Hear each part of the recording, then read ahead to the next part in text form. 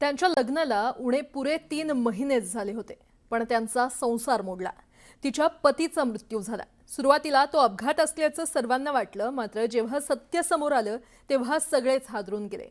पाहूयात।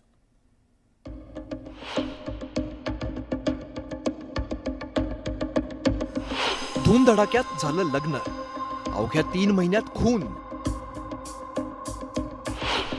प्रियकराच्या मदतीने हत्या, श्रीगंगानगरची खुनी वधू। 3 महिन्यांपूर्वी आशिषने ज्या तरुणीशी मोठ्या धूमधडाक्यात लग्न केलं, आज तिच्यावरच आशिषच्या खुनाचा आरोप आहे।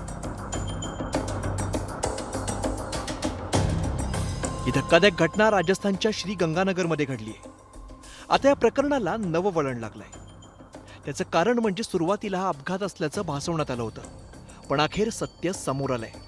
या प्रकरणात आशिषची पत्नी अंजली, तिचा प्रियकर संजय आणि त्यांच्या साथीदारांवरती खुनाचा गुन्हा दाखल करण्यात आलाय। पोलिसांनी दिलेल्या माहितीनुसार घटनेच्या रात्री अंजली फिरण्याच्या बहाण्याने पतीला निर्जन ठिकाणी घेऊन गेली। तिथे अंजलीचा प्रियकर संजय आणि त्याचे साथीदार दबा धरून बसलेले होते। त्यानंतर गळा ओळून आशिषची हत्या केली।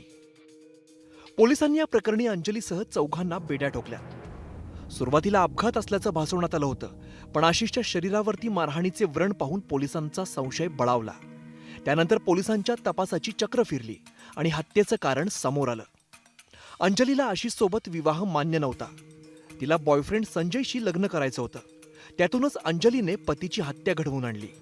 अवघ्या 3 महिन्यातच तिने पतीचा काटा काढलाय। या घटनेमुळे एकच खळबळ उडाली आहे। Bureau report, news 18 Marathi. दरम्यान अशाच प्रकारच्या 2 हत्याकांडांनी देश हादरला होता। पाहूयात। मेघालयमध्ये हनीमूनसाठी गेलेल्या राजा रघुवंशीची हत्या पत्नी सोनमकडून करण्यात आली। तिनं पतीच्या अपहरणाचा बनाव केला होता। प्रियकराच्या मदतीनं तिनं पतीची हत्या केली होती आणि 12 दिवसांनी पतीचा मृतदेह सापडला। पत्नी सोनम, तिचा प्रियकर राज हे सध्या अटकेत आहेत। त्यानंतर अशीच एक दुसरी घटना मेरठमध्ये सौरभ राजपूतची हत्या करण्यात आली होती। पती बेपत्ता असल्याचा बनाव करण्यात आला। प्रियकराच्या मदतीनं पतीची हत्या करण्यात आली। शरीराचे तुकडे करून निळ्या ड्रममध्ये लपवण्यात आले होते।